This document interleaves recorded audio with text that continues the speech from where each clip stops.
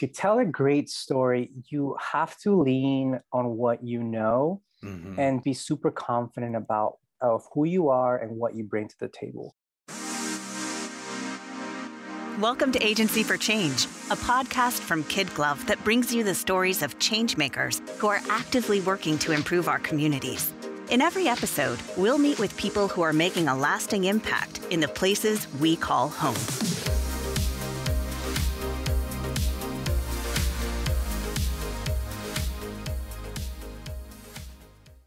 Every once in a while, we get to talk to someone who's not only incredibly talented, but is also dedicated to using their skills to help people through the power of storytelling and creativity. And in our case, this person has a really cool day job too at the Universal Orlando Resort. In addition, he's an actor, a musician, writer, comedian, and a lover of matcha tea, gummy worms, and good stories. So stick around until the end of the episode. We're going to talk to him about how he's using his skills in the creative realm to give back to his community and make the world a better place. Hey everyone, this is Dan Downs, and you might know me as a copywriter here at KidGlov, or as an occasional host of the Agency for Change podcast, or even as a regular contributor, working behind the scenes to make sure every episode you hear is filled with amazing interviews from interesting people. You might also remember me from our 100th episode, which aired back in May of 2022. But if not, that's okay. It's great to meet you. Thanks for listening in. Today we're speaking with Daniel Pacchioni, an award-winning creative brand storyteller at Universal Orlando Resort and co-owner of Grimbrad Studios, a production studio which creates comedic, story-driven, strategic video content for digital, social, and broadcast. Daniel, I'm eager to talk with you today and learn more about the great impact you're making on the world. Thank you so much for having me, Dan. Yeah, I'm glad you're here. This is going to be fun. So just to kick us off here, the first question here, I'd love to hear more about your work, both with Universal Orlando Resort and Grimbrad Studios. So for those who haven't heard of those places, though, could you give us an overview of kind of what they do, Sure. and your role at each of those? Yeah, if you haven't traveled to Orlando, Florida, sunny Orlando, Florida, then you probably haven't heard of the theme parks. And I totally understand that. But if you have visited Orlando, then you can't miss it, right? Yeah. Universal Orlando Resort is huge. It's growing. 3 theme parks. We're about to have a 4th one soon. Yeah, I've been working at Universal Orlando Resort for about maybe 9 years or so. Wow. Okay. At different capacities. Yeah. But yeah, so if you're familiar, I can definitely talk about all the awesome attractions and things that are happening. But if you're not familiar, then I would just say it's a theme park. It is owned by NBC Universal, which is owned by Comcast, and there's a Universal in Hollywood, Japan, Beijing. Okay. So there's multiple around the world. Yeah. So what do you do? What would you say you do for them? What's your title? Yeah. So I am a content and social strategist. Okay. My main function is to create content and deploy campaigns, marquee events, and I usually lead those. So a lot of the events that we have at Universal Orlando is Halloween Horror Nights, which is our big, spooky, amazing event that I am a fan of. I've been a fan of since I was, very young. Yeah. And now I get to create content for that event and get people excited and build a fandom for that brand. Yeah. So it's exciting. And, it's a lot of fun. And that is sort of my role with Universal. That's cool. That's great. So as you are kind of involved in building this event out, is there anything recently that you were able to do as part of your role then as a content producer? Yeah. So, right now the event starts September 2nd. So it's starting soon. And a lot of the work has already been done, obviously, right? Yeah. But there's really cool, just awesome ideas and awesome storytelling that we get to think about from a social standpoint, from a content standpoint, right? Mm-hmm. And yeah, it's just really exciting. I mean, I'm trying to think of the stuff that I can tell you and can't tell you, Top secret, right? but I think we've released everything. So like, I don't Okay. think there's any secrets out there. Okay. You know, a lot of the cool stuff that we do usually for Howling Hornets, it's partner up with intellectual properties. Mm-hmm. This year, we're collaborating with, The Weeknd, which is a musical artist. Yeah, that's great. We're also collaborating with Universal Monsters, Bloomhouse, right? Yeah. So there's a lot of awesome collaboration happening, and getting to think about how we create digital stories and how we partner with them, right? Because they have to let us do these things is definitely a challenge, but Mm-hmm. also an awesome challenge to have. Yeah, And yeah, it's been really exciting. that's great. I'm really excited. I wish I could go because I do love some horror films, and I would love to come check out your work. Do you get scared easily?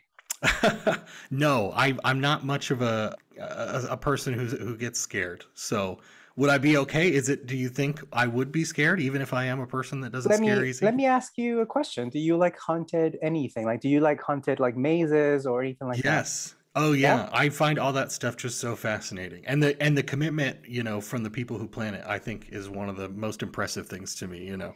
Yeah, I mean, we've been told that like we do it like at a very, very high level, right? Yeah. And I definitely see it when you think about like the creative team that actually builds the houses and the amount of detail that they put in. Mm-hmm. It's almost like it almost makes me like it definitely makes me want to do better work, right? Yeah. Because from a digital standpoint, you want to make sure that you are doing those things justice, right? Like Mm-hmm. you have a bunch of teams that are building this thing, and it's Yeah. your job to make people excited for it. So Yeah. you want to do as equal of a job than that they do, but like they are Right. so talented. Like the Yeah. details that they have at each house is just amazing and incredible. Yeah. So on the digital side, then, what are you doing to kind of, like you said, equal their hard work? What are you doing on your side to really hype up this event and get people excited about going? Yeah, so something that to know is it's in our audiences, right? The Mm-hmm. Halloween Horror Nights audience is a very unique audience. I would relate that audience to like a Marvel fan audience. Okay. And our job is really mid-funnel content. So like really talking to the fans, right? Mm-hmm. And that puts us in a really great position to really come up with ways that they aren't expecting our brands to do Yeah. or any brand really from a horror standpoint, right?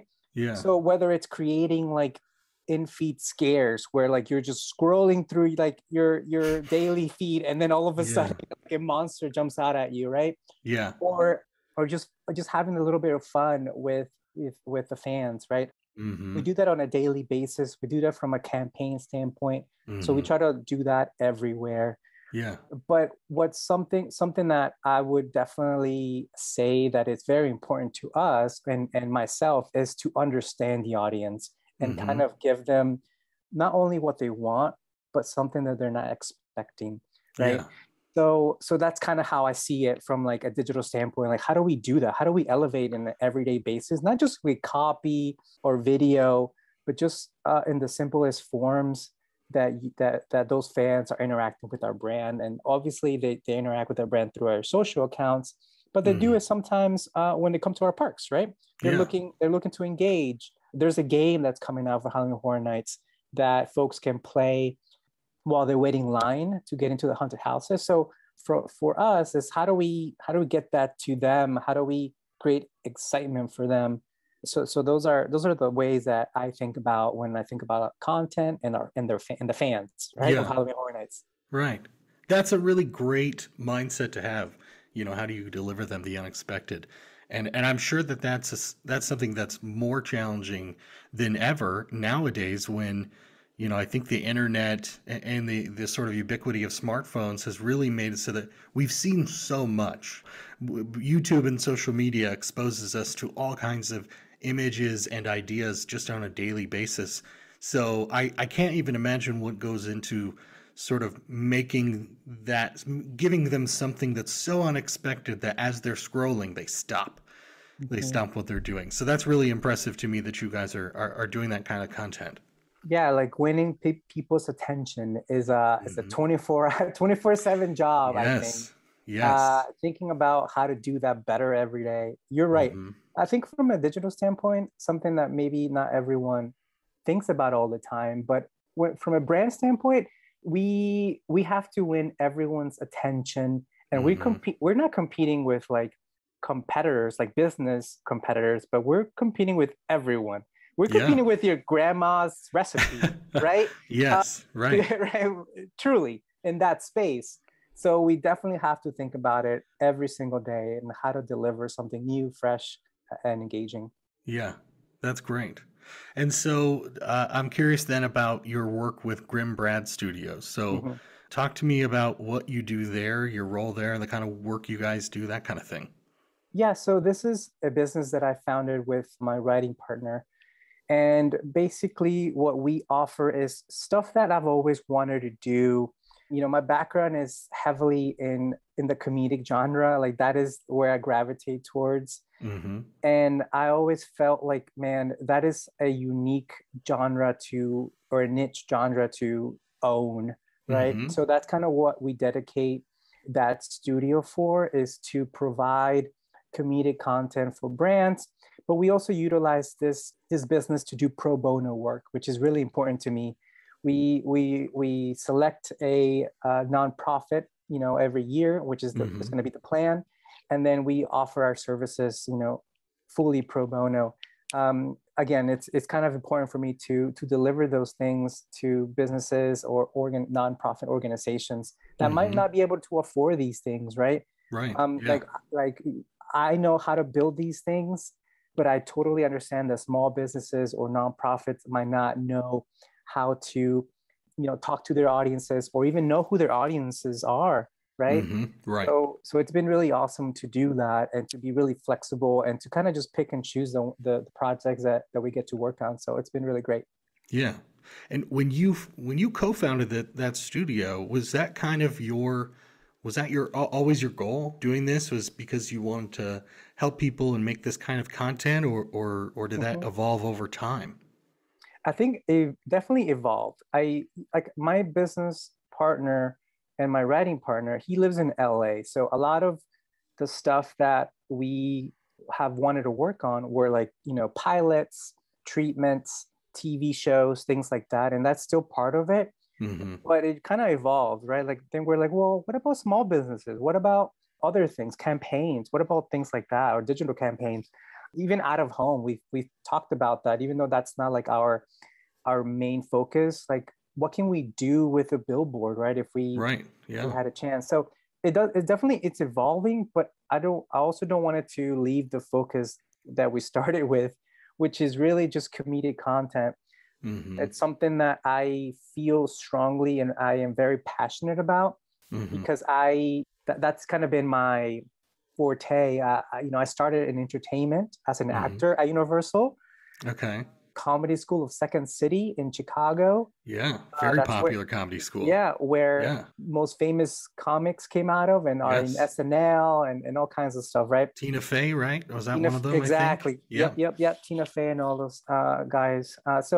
So yeah, so like that is kind of where I lean on and Hmm. what I'm passionate about. So I try to embed that in everything that I touch. Yeah. Although my motto is really like you should really make an audience either cry or laugh, right?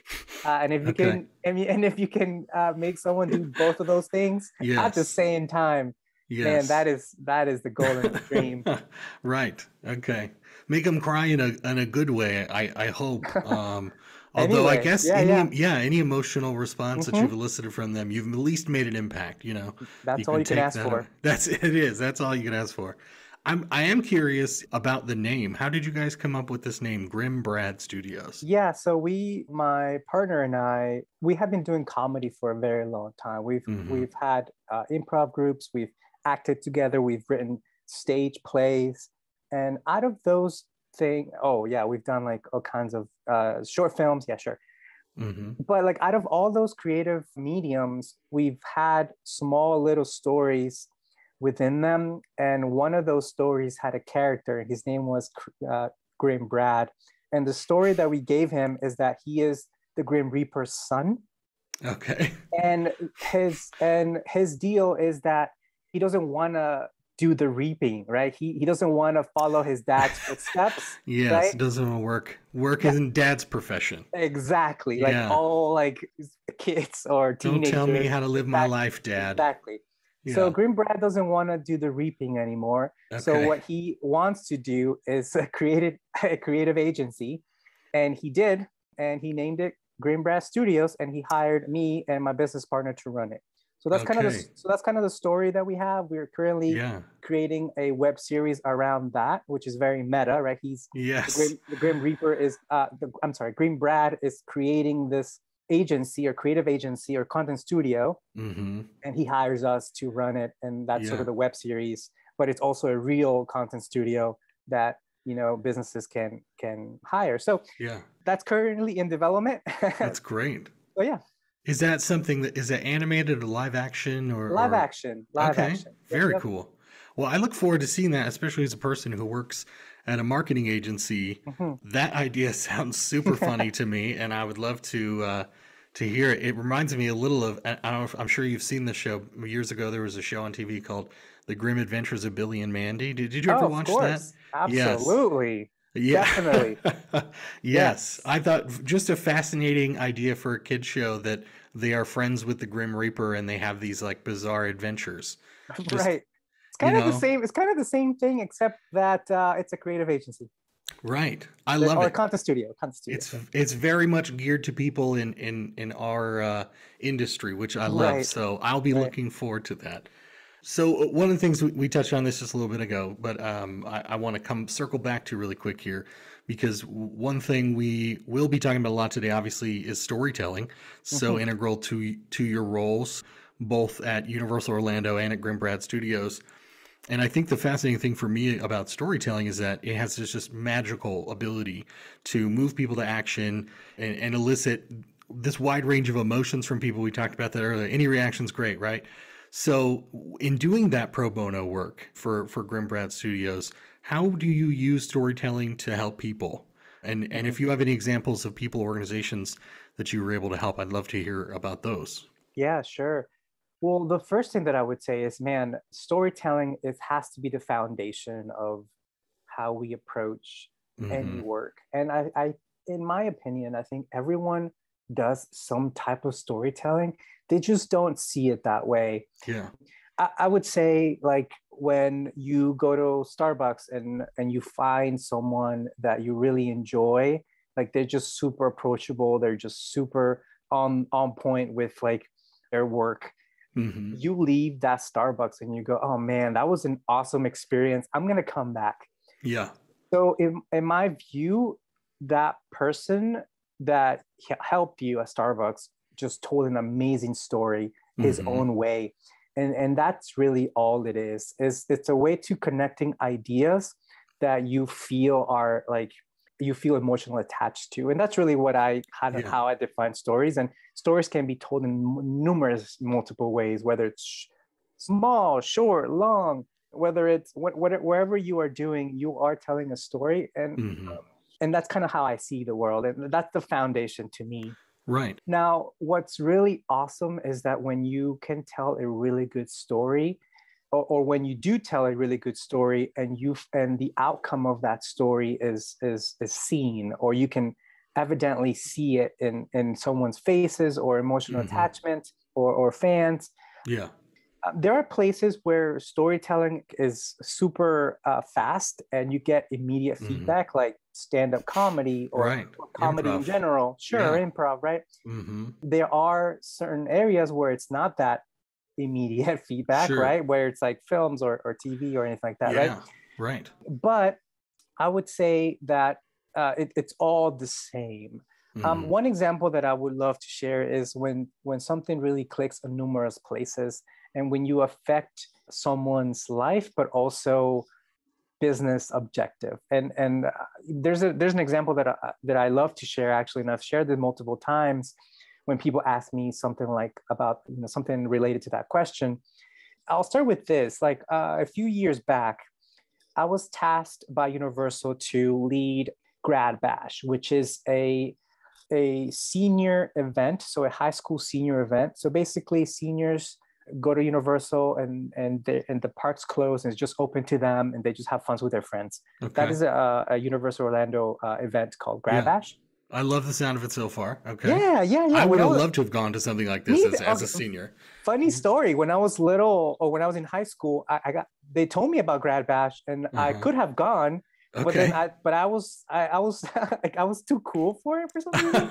Like I totally was just like, nah, like I'm gonna do something else. I've got Legos to play with. No, sorry. And a lot of people did go, and they had an amazing time. Right. But I didn't go because I thought it was too cool. Right. Did you regret that afterward? Were you like, I really wish I had gone to this? Yeah, of course I did. Right. Totally did. Totally.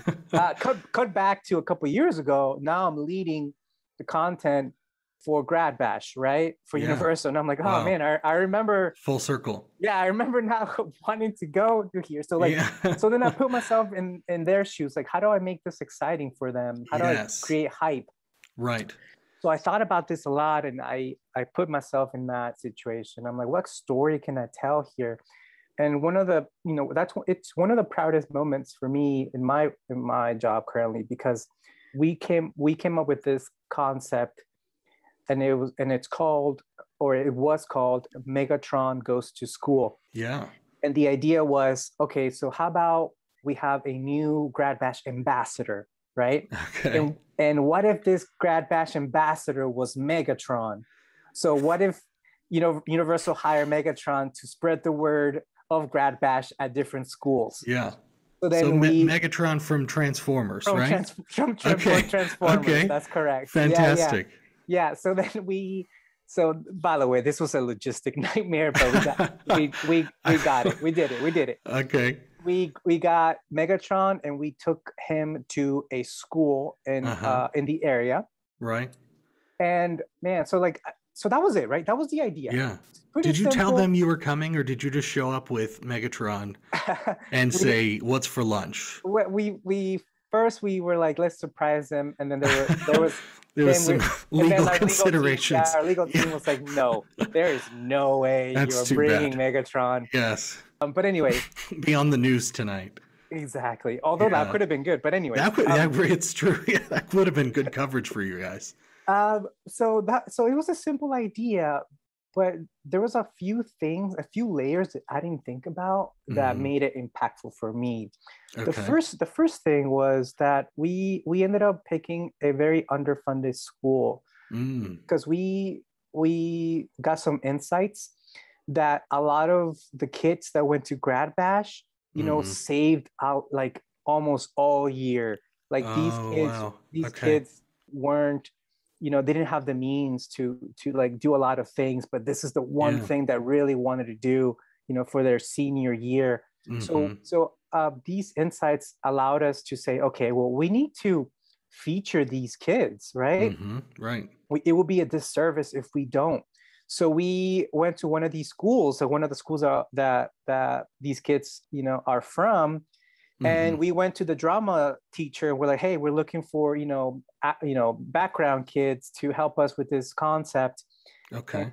And that evolved, right? Yeah. All of a sudden, we're talking with this drama class, and the kids, have dreams of like becoming stars, and they are so excited to be part of this. No one has ever asked them to be part of anything like this. And we're fantastic. Like, hey, be part of our concept. Yeah. So things started to evolve. Now we're like doing more than what we wanted to do, right? We're affecting some of their lives in a small way. Right. So we started filming. And just to kind of side note on this concept, like one of the main kids that we picked, wow, like he was phenomenal. Like he got it, he did it, he was awesome. Okay. He was super grateful. He shook my hand every time. Like for a high schooler, I feel like that's really big. That's huge. It's huge. It is. But once we were done with the whole production, once we were done with everything, at the end of it, they were proud of the work. They showed all their friends and family. That's fantastic. We affected them in a way that I wasn't expecting to.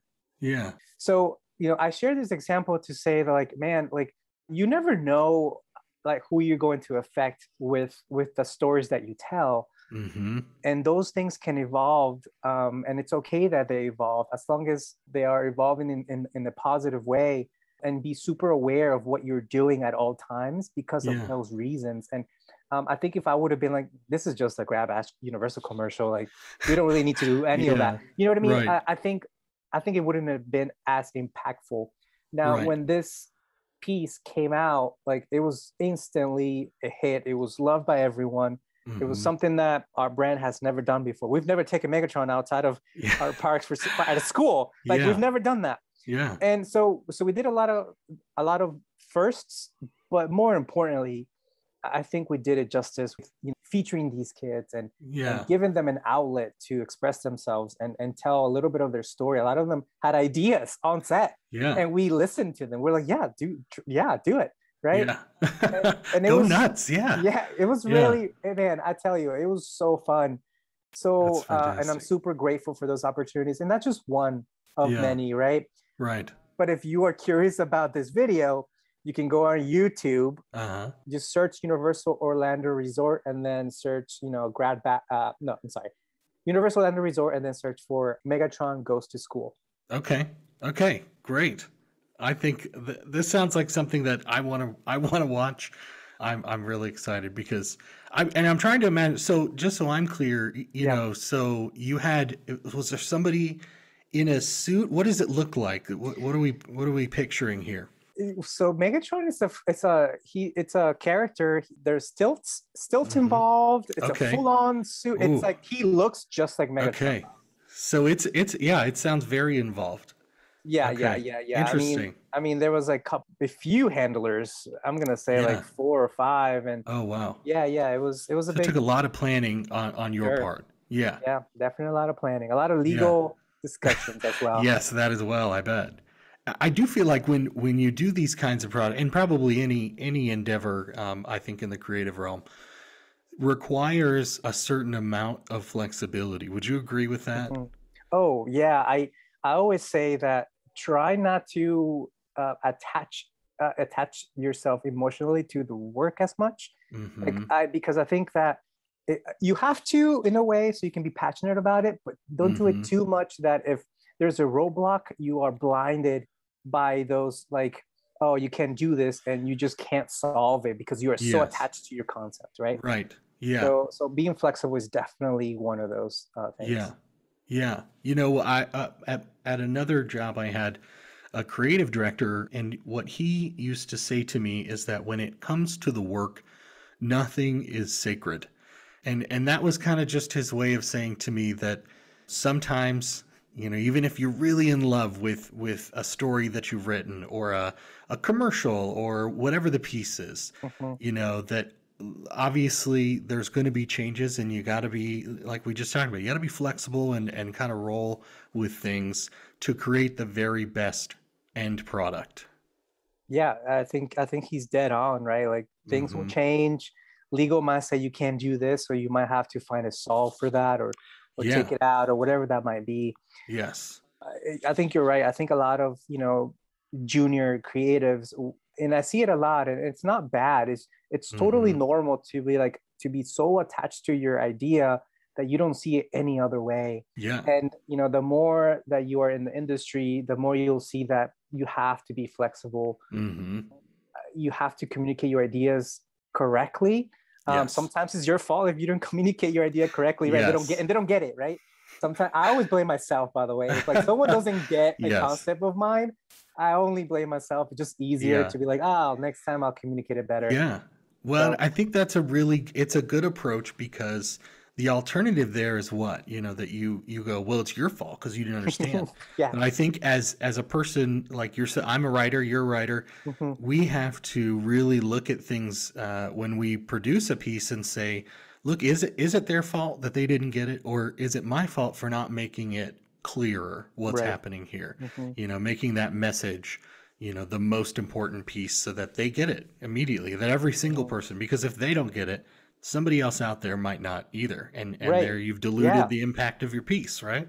Totally. You can totally be wrong, right? And Yes. you have Hmm. to trust other people to also give you feedback because, like, again, you're completely, which is why I love working with and collaborating with other people Me because, too. like, there's definitely a chance that you could be wrong. Like Yeah. what you're seeing Yes. isn't what everyone else is seeing, and Yes. it's super important to have that.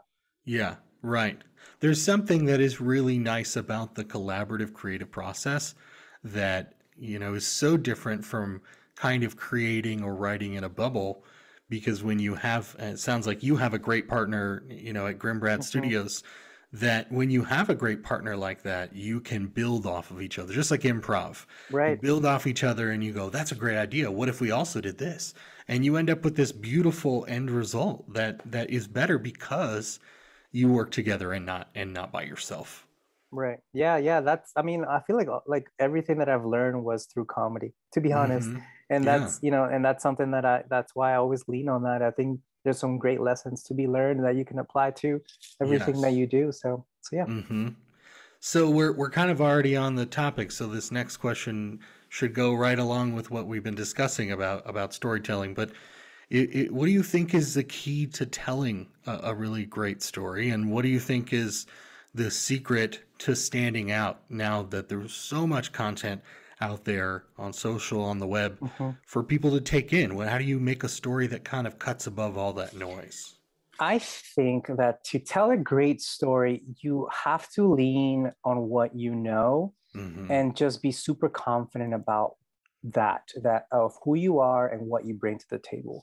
Hmm. It's something that I always share with, whether it's like an intern or someone looking for advice, because the way I see it is the experiences that I bring to the table, no one else can bring.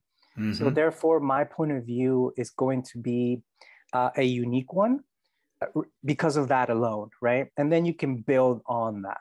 So Yeah. for example, like for me, again, my experience is like, I started as an actor, I did comedy, right? So if I were to tell the greatest story I've ever told, it would have to be something in that area, like Hmm. in there somewhere, right? Yeah. If I started doing like, I don't know, a story about like a bartender, Hmm. then I might not feel too connected there because I've never been a bartender, Yeah. right? Right. That's just a small little example of what I mean by that. Yeah.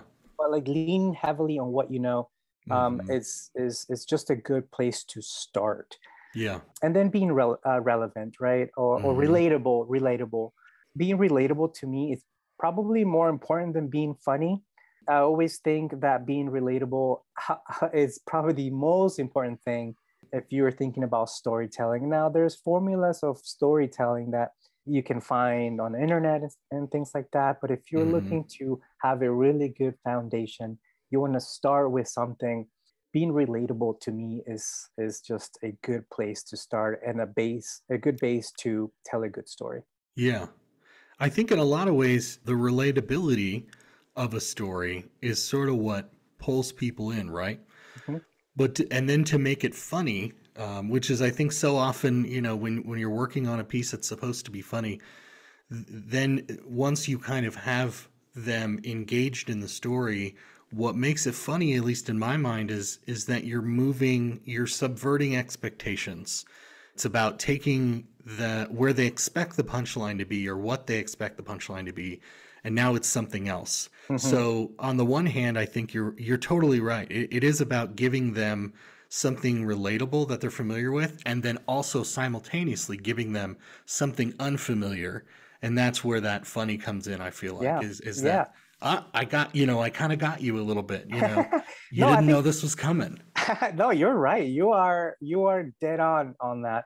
And another thing that I would add too, it's like there's no rules really, right? Hmm. I think that I always say this. It's like you can break the rules as long as you know the rules. As soon as you know the rules, then Hmm. you can feel free to break them. Because if you start breaking the rules without having a foundation, then Yeah. that's when you start getting a little bit lost. And I see that, when I was doing improv comedy or stand up, I saw that a lot, right? Of like Mm-hmm. they were trying to break the rules without understanding the rules. So, Mm-hmm. so that's kind of my advice for anyone doing something new, telling a story or building a script or a joke or whatever it is to Mm-hmm. what are the rules here? Like what are like how do I do this first? And then how do I surprise people, right? Like Right. what you mentioned, like Yeah. how do I do something different and what you mentioned before. So Mm-hmm. yeah. Yeah. That's really interesting. Do you feel like your experience in stand up, your experience in improv, and you talked about this earlier. What have you been able to take away from those roles and those parts of your life and apply maybe to other parts of your life or other roles that you've held? I did improv comedy for a long time, more Mm-hmm. than for over 5 years or so.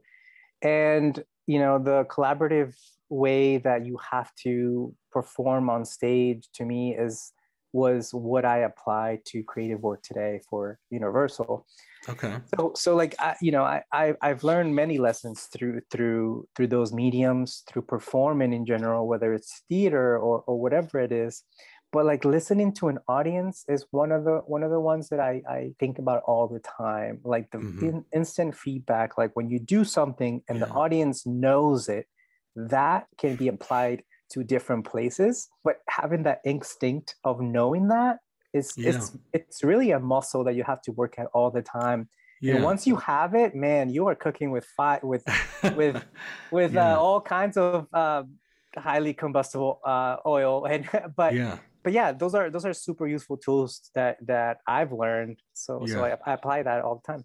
Yeah. That's great. Is there a favorite project that you have been able to work on either at Universal or through Grimbrad Studios? A favorite work Favorite, yeah, project. anything at all that you've worked on. What's been your favorite over the years that you've gotten to work on, and Oh and what do you man. think made that thing so special to you? Huh. Yeah, that's interesting. So I would say outside of Universal and outside of our content studio, one time we got a chance to put on a play. A local theater was just like super excited for us to put something together, and they just kind of hired us to do this, and that was where I felt the most creative, Mm-hmm. because I get to do the thing. I don't have Yeah, to like learn the lines. I get to write the lines and yeah. do the whole thing. So I would say that was probably the one project that I was super excited for, because I was able to build as high as I wanted it to be. Mm-hmm. And that's actually one of the reasons why I started the content studio, because we created a character again called Grim Brad, and he was so lovable, and we had so many ideas for him. And we were like, what if he created a content studio? He hired us, right? And that's the Yeah, content studio that we want to work for. So that's the one project that really I would say added a lot of value for me. yeah. I learned a lot from it, and in the corporate environment, I utilize it all the time. Mm-hmm. All those learnings that I had. So that's one of the projects that I feel most proud of. That's great. It's almost like the way you talk about it. It feels very much like Grim Brad is like this other partner, Yeah, for sure is. you. Kind of you sort of wrote your studio into existence. You sort Hmm. of wrote this role and this thing into existence, and what started on the page is now a thing that you're doing in real life, which is, I think, fascinating to me. Yeah, yeah, and I I usually go with whatever feels right, right? Like Hmm. like that felt so natural and organic and right, which is kind of just right place, right time. From there, we kind of just started saying like this could be another way to give back to the community too, right? So Yeah, everything kind of fell into place. yeah. Let's talk about how today's kind of digital tools and platforms have kind of enabled increased access to different kinds of storytelling, because things like YouTube or TikTok, what they've done for video content, I'm thinking of SoundCloud, what SoundCloud has done for audio, Hmm. has really taken these fields that really were unattainable for most people just a few years ago, because at the time they maybe required equipment that was way too expensive, Hmm. or industry connections that were very Hmm. hard to come by. But as these tools have become kind of easier to find and use, what do you think are some of the good and bad ways that we have seen storytelling evolve along with these tools? Yeah. So like, man, what a change, right? Like if you think Hmm. about just 5 years ago, or even 10 years ago, right? When Yeah. I first started, things have changed dramatically in the Hmm. digital space and how we tell stories through those mediums. I would say that you're always going to have a place to tell stories like that. I don't know Hmm. if you remember Vine. Yes. Vine was very big. Vine was like a 6 second way of telling Yes. some story, right? Yeah. And man, what an awesome concept to like, okay, you Yeah. have 6 seconds. Had to be concise. You have to be concise. Yeah. Exactly. Go Right. straight to the point. You don't have Hmm. time to build character like arcs or like background stories or Yes. even barely name your character. So I think those are things that, by the way, I consider those stories too. Yeah. It's just a different way of telling a story. Hmm. And creators will always find a way to utilize those tools to tell stories, whether it's funny or entertaining or Hmm. they're teaching someone something. It just changes all the time, and there's going to Yes. be way more change. So like I personally definitely you don't want to lose those. You don't want to be outside of those places Hmm. because you want to be involved when those Yeah. changes are happening because Sure. you don't want to be left behind in that. Right. It's where Really. a lot of conversations are happening now. Yeah, I mean, especially TikTok now. I mean, man, Yes. I was talking about TikTok 2 3 years ago because Hmm. I don't know if well, you don't know this, but Universal does not have a TikTok account right now. Okay. All right. And but like 2 years ago we were talking about this.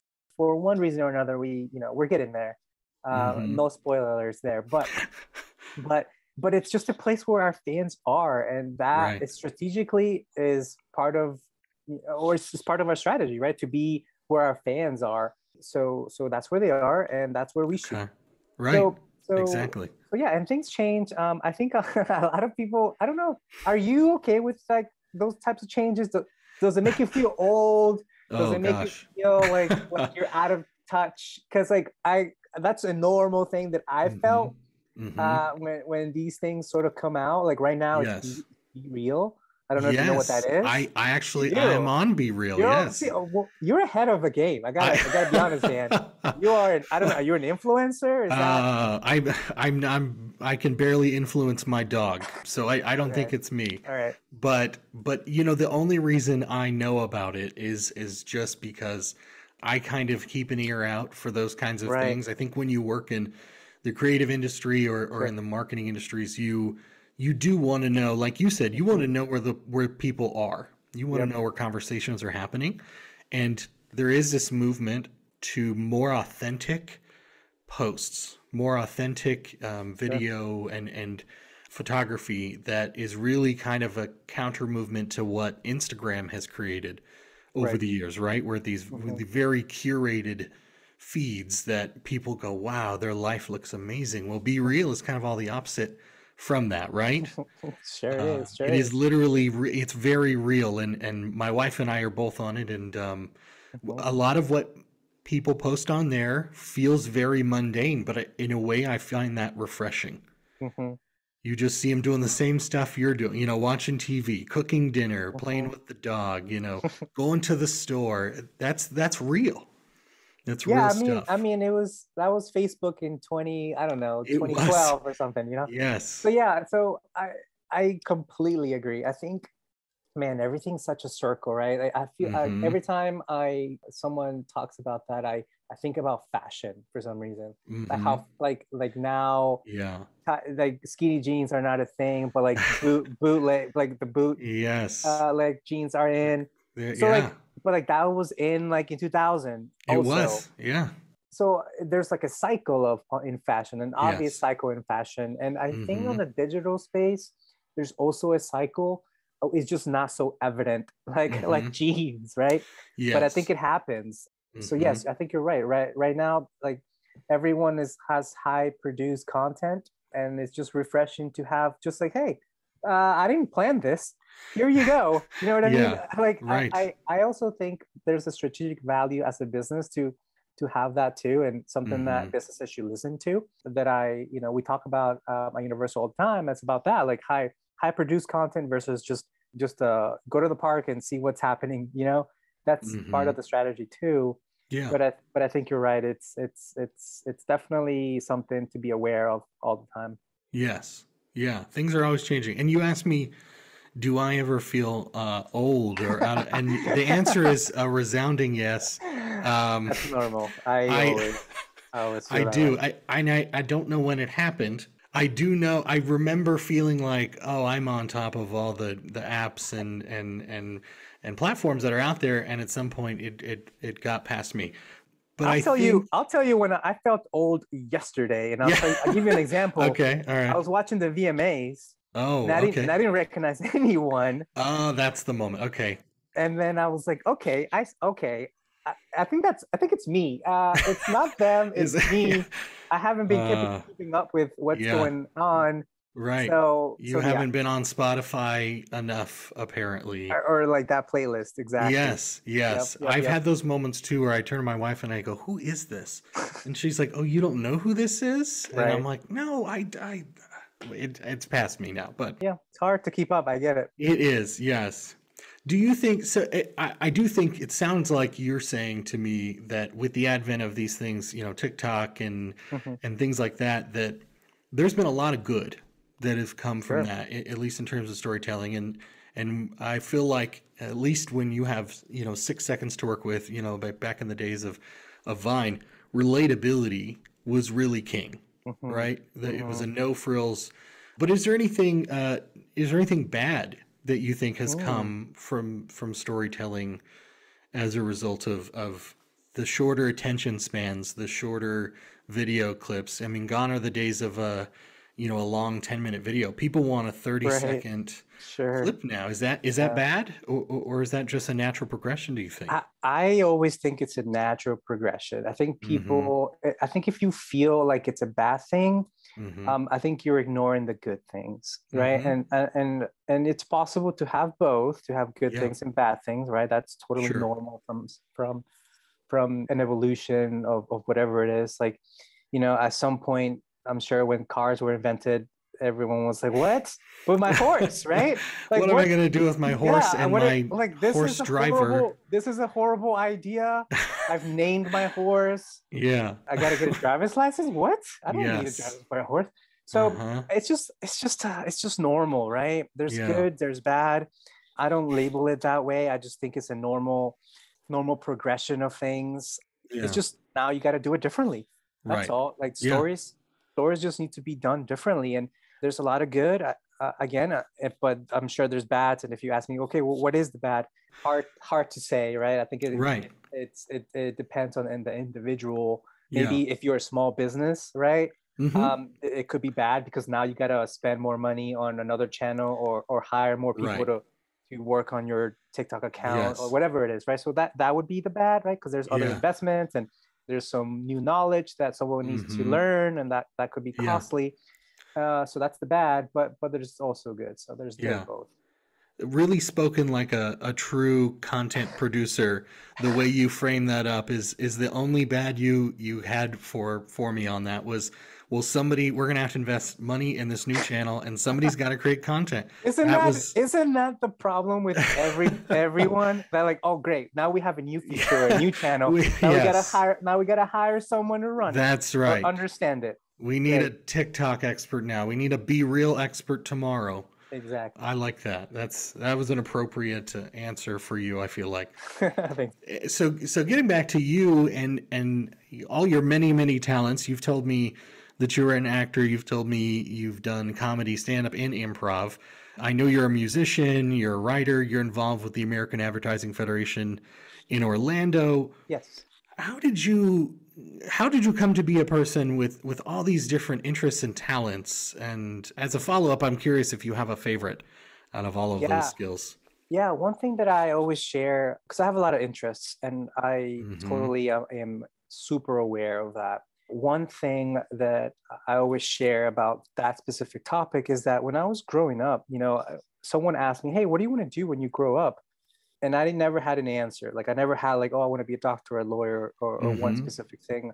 That question never appealed to me. I never had a good answer. And I think, and now as I'm older, I think I know why. It's because like I never wanted to do one thing. I always had multiple interests, even when I was younger.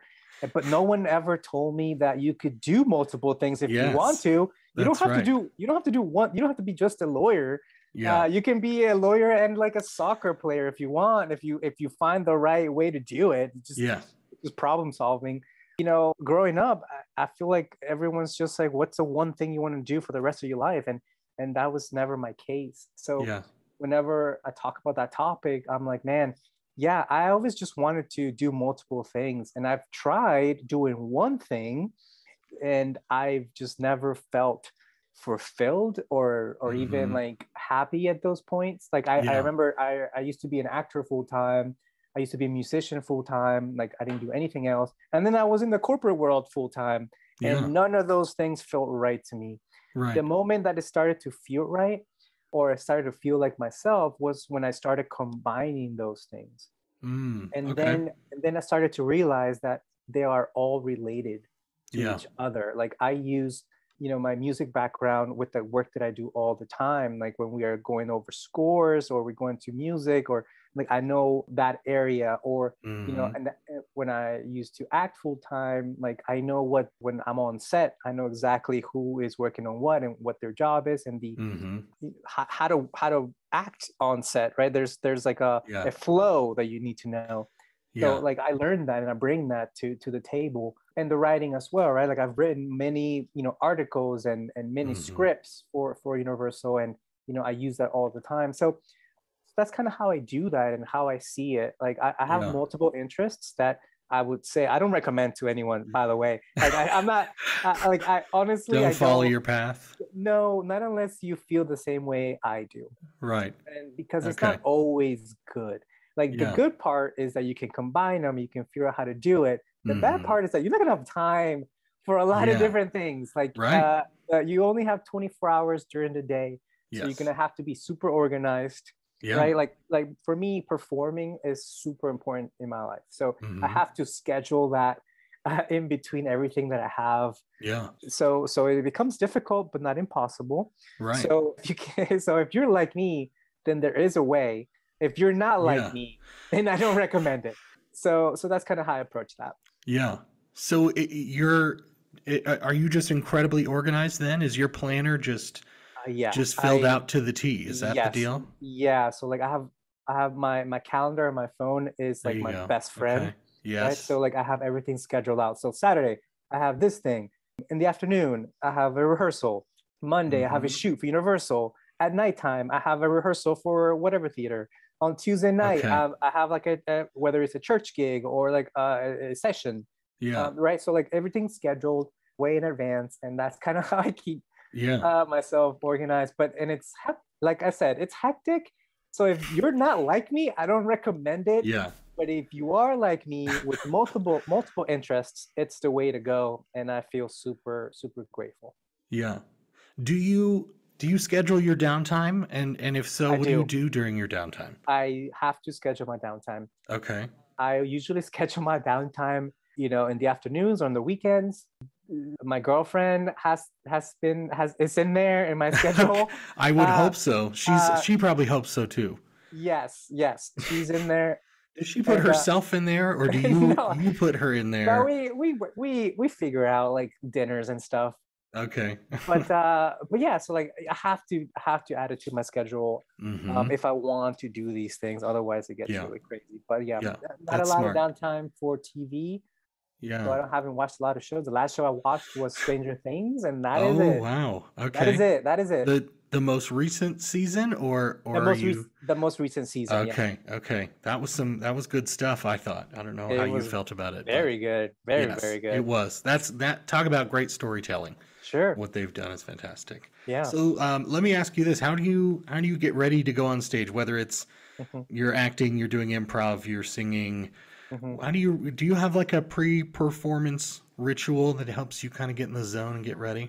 Yeah. So basically, every time I perform, I get super excited and super nervous. Like, Mm-hmm. I don't know if you're a performer out there listening, and you get nervous, like that's totally normal, right? Like Right.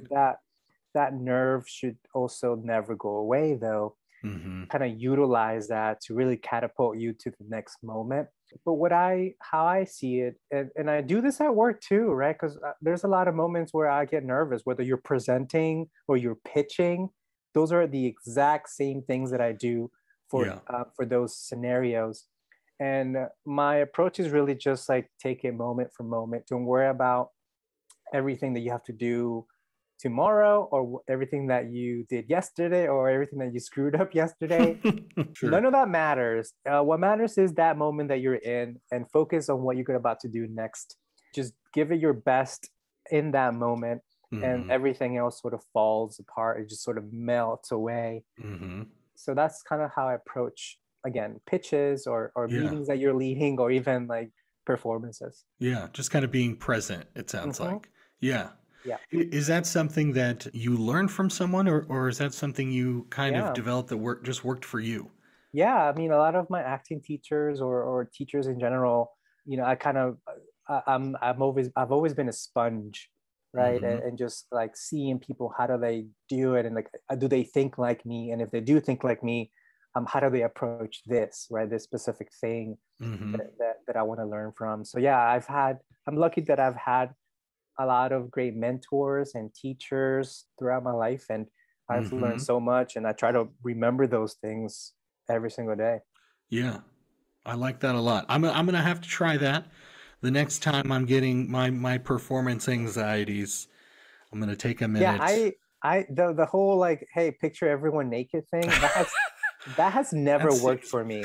That that I don't know seems more why. distracting, doesn't it? I don't know why people Whose say idea that. was that? I don't know, but like I remember hearing that and like, okay, and no, that doesn't work for me at Yeah. all. No. So The then I last started. thing I want to do is picture a bunch of strangers in underwear. Yeah, That's no, not what yeah, I want. absolutely, absolutely not. Sometimes my mom's in the audience. Like, what, like, have they not thought about this? Like, Yeah. a So piece of advice? I don't know. maybe that advice was developed by someone whose shows were not well attended, you know? There was maybe one or two people in the audience, and so Sure. that would work. But I agree with you. Like if your mom's in the audience, no, abort that method. Yeah, that doesn't work all the Yeah. time. So there you go. Okay, okay. So let's I want you to think to the next question here is about the future. Yep. So I want you to get your crystal ball out for a moment, just Yep. give I it a have little one. Got squeak, it. I'm clean doing it it. off. And kind of tell me, what do you see for Grimbrad Studios in the Mhm. next 5 to 10 years here? Yeah, so we're doing a lot of cool things and things that I can definitely share. So Mm-hmm. again, one of the missions for our content studio is to do a lot of pro bono work, and we're working right now with a new organization that I want to announce, but I can't because we're trying to figure out a few more things. But Yeah. it's a big organization here in Orlando. Okay. On top of that, we are working on a few pilots actually in LA that I'm really excited about. A few Mm-hmm. web series, those are chucking along, and I'm Yeah. super excited for those. We really hope that the next phase of that is to pitch to a network, and then those get Mm-hmm. picked up, and then maybe we'll have a chat about what's going on with my life next Yeah. year. But Yes. but those are super I would exciting love that. yeah, there's super exciting opportunities that are great. Universal Howling Hornets is kind of taking my life in that area, Yeah.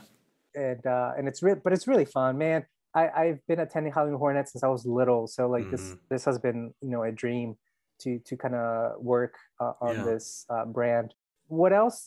Just kind of doing maybe some short films, and then Yeah. continuing doing some music sessions, and Mm-hmm. just kind of chugging along. Yeah.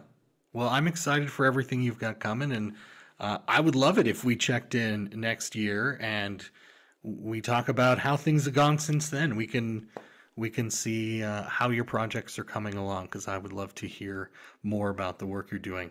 Yeah, and I can also Um, tell you how else I felt old. Probably the next VMAs, I'll probably be like, yes. I have no idea who these are. Again, I never know who none of these artists Yeah. are. Yeah, I don't know. I feel like every year that goes by, the list of things that made me feel old gets longer, and I trust that'll be the same for Yeah, you the next yeah, time that we yeah, talk. yeah. Uh, well, this next question here, I'd love to hear what inspires you in terms of motivational quotes. Do you think that you could give me a few of your own words of wisdom for our listeners at home? You know what Um, okay, one thing that I do like here, and it kind of resonates, I wouldn't say this is what I live by, but I heard it like 2 days ago, and I was like, oh, okay, that does kind of make sense to me. And yeah, this is something that I relate to. mhm. Man, I'm gonna butcher it though, because like this is my worst nightmare, Dan. Yeah. Like butchering a quote from like Gandhi, or like butchering a quote from Oh like, no. like I someone can give famous. I can give Oh you a minute gosh. if you want to collect your thoughts and You probably heard of it, but it's because it's super cliche. Change is inevitable, growth is optional. Yeah, I that resonates with me for sure. mhm, I don't know. I'm not sure who said that. It says John Maxwell, mhm. but man, that's so good, right? Yeah. Everyone is always changing. Like change, you Mhm. can't stop change. Are you Mhm. kidding me? You can't. There's no way that if you can't hold on to the past. Things are Yeah. always moving forward, but also at the same time, you can definitely stop growing. Like Mhm. that's something that you have to choose. Like Yeah. growth is definitely optional. You can Yeah. you can choose to be like, you know what? I'm not gonna learn anything new, or like, you know what? I'm not even gonna watch the MTV Music Yes. Video Awards. That's I'm not gonna, find new music anymore because I'm mad that I don't understand mhm. them or something, or the music. So growth is definitely optional, but Yes. change is inevitable. Yeah. I really think there's so much to a growth mindset, in that, just like you said, the getting old is something we really can't do anything about, but how you respond to and approach that it makes all the difference. For example, I'm saying, you know what, I'm going to get on Be Real. I know that Yeah, there you go. that there's what I've seen on the app. Everybody is probably 10 years my junior on Be Real, but that's okay. I think the Yeah, important thing is that you are getting out there, you're putting yourself out there, and you're learning something new. And I think that's the most important thing yeah, about it. yeah. Dan, did you have friends when TikTok came out? Did you have friends that were just like, I'm never getting on TikTok, Oh yeah, and then definitely. and now they're like in TikTok, and they're Uh-huh. like they're like They creating live and breathe content. on Yeah. TikTok. Yeah. I think about that all the time, Yes. because it's such of like, man, indicator of just how life is in Mm-hmm. general. Like with Yeah. anything, who knows what's going to happen in 2 or 3 years from now, that I'm going to be like, you know what, no, I'm too old to do that. And Yeah. hopefully I think about like that time where like, hey, remember when your friends were like the same way, and like Yeah. you're doing it now. Right. Yeah. And I think it's okay to not understand everything, right? Mm-hmm. That's totally normal. You're never going Yeah. to understand every single new thing, Right. but just having an open mind, it's always going to be helpful. Yeah. I think about a lot of changes that were received poorly like that. I'm sure you remember when Twitter changed the character limit from Oh, 140 to sure. 280, right? And Yeah. people went, "Oh, this is going to ruin the platform. Yeah, I yeah. hate it." And now those same people who are like, "That's it. I'm quitting Twitter over this." They're taking full advantage of that 280 Mhm. character limit. They think it's great. Yeah. So I think it just goes to show you that people really receive change poorly by and large. But Sure. over time, I think when we really give it a chance and say, okay, I'm going to try it, it's very easy to adopt change, once Hmm. you really put your mind to it. And I think that's kind Hmm. of what I feel like you're saying in a lot of ways. Yeah, change is inevitable. Growth is optional. Right. Gandhi said that, I think. No, we'll that was we'll no, that was John. That's right. Never mind. that'll be part of your quote. Gandhi said that. That was John Maxwell. I It looked it up. was John Gandhi is his name. That's it. So just to wrap us up here, if there's a listener who is hearing us right now, they want to know more about you or your work, where should we point them to? Where can they find out about you? Yeah, I mean, first of all, take a vacation to sunny Orlando, Florida, and visit our many theme parks at Universal Orlando Resort. Yes. You will find me there because our offices are right there. But if you want to find me online and, we can become friends on the digital spaces, you can find me at Daniel_not_Dan on Twitter, on Instagram, or on LinkedIn. It's just Daniel Pacchioni.